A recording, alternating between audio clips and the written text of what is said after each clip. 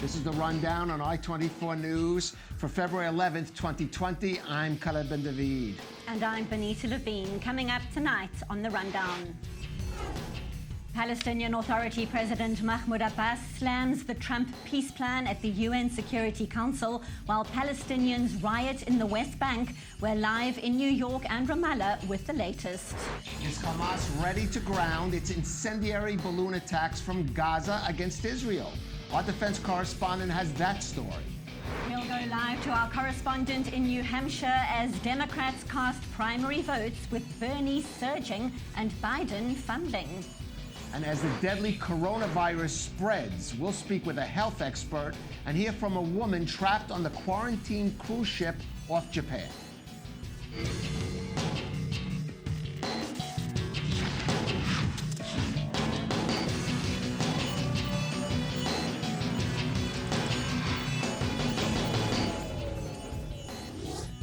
President Donald Trump's plan for peace between Israelis and Palestinians continues to generate strong reactions across the Middle East and well beyond it. Today, it's on the agenda at the United Nations in New York.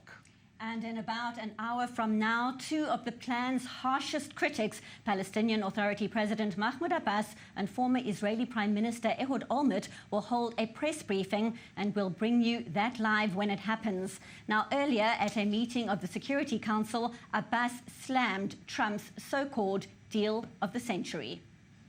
This plan will not bring peace or stability to the region, and therefore we will not accept this plan. We will confront its application on the ground. This deal is not an international partnership. This proposal was from one state, supported by another state, to be imposed on the world. I have come before you today to say that peace between Israelis and Palestinians is still possible. Well, our New York correspondent, Mike Wagenheim, is there at the United Nations headquarters. And Mike, I know just moments ago you spoke with Israel's ambassador to the UN. What did he have to say?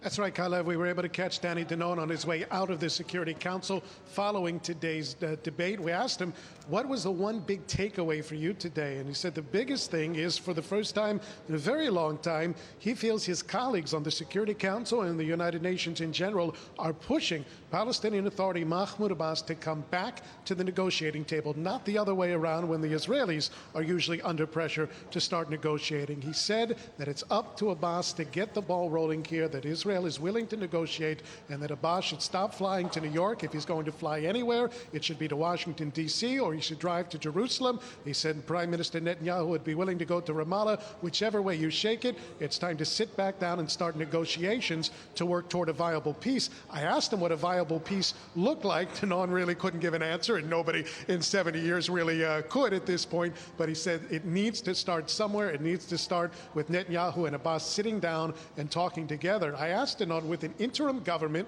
that Netanyahu is currently leading, and with Abbas 83 years old and struggling politically and medically right now, for that matter, is this really the time to begin those negotiations? He said, better now than later. We've waited so long. It's time to get it started. No more time for delay, and Abbas is more than welcome to join Netanyahu at any time. That was the word from Israeli ambassador to the UN, Danny Danon, just moments ago. Now, Mike, Mahmoud Abbas saying just a little bit earlier that the deal cannot be achieved because it doesn't achieve peace and security as lined out in that US deal, which was revealed just 2 weeks ago. So talk us through the main takeaways from what he had to say to the UN Security Council. Abbas went through his usual airing of grievances here at the United Nations, going through a history lesson with fellow members of the Security Council, going all the way back to the establishment of the State of Israel. And what he says, it's been a long trail of the denial of Palestinian rights, the denial of Palestinian statehood, the denial of Palestinian self-determination. And he went through these resolutions, these well-known resolutions that have been passed by the UN Security Council or the General Assembly, all calling for the same thing. What do we talk about? about all the time. Return to the so-called pre-1967 borders, East Jerusalem as the capital of a sovereign Palestinian state, the right of Palestinian to return for their refugees, whether they be original or descendants of. These are the parameters that have been laid out by the Security Council. They've stuck by them all these years.